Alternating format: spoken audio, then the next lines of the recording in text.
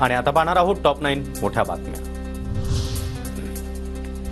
छत्रपती संभाजीनगर क्रीडा विभाग 21 कोटींच्या घोटाळा प्रकरणातील मुख्य आरोपी हर्षकुमार क्षीरसागरला अखेर अटक। निजामुद्दीन रेल्वे स्टेशन दिल्लीतून पळून जाण्याच्या तयारीत असतानाच आर्थिक गुन्हे शाखेनं मुसक्या आवळल्या।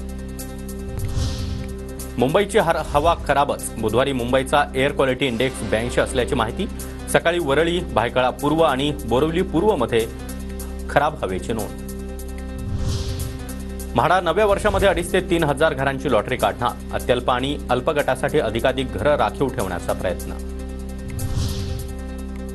कल्याण डोंबिवलीमध्ये उद्या 18 तास पाणीपुरवठा बंद। जलशुद्धीकरण केंद्रामध्ये विद्युत आणि यांत्रिकी उपकरणांची दुरुस्ती करण्यात येणार।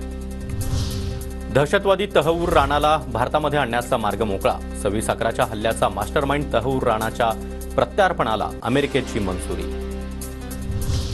शेतकऱ्यांना खतांच्या किमतीवर अधिकची सबसिडी मिळणार। पंतप्रधान पीक विमा योजनेसाठी वाढीव निधी देण्याचा देखील निर्णय।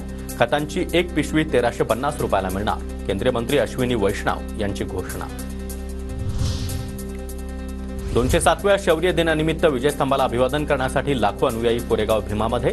विजयस्तंभ परिसरामध्ये आकर्षक फुलांची सजावट, तर 5000पेक्षा अधिक पोलिसांचा परिसरामध्ये बंदोबस्त।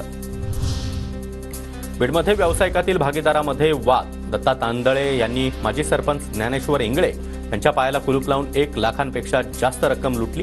बीड पोलीस अधीक्षक कार्यालयामध्ये तक्रार दाखल।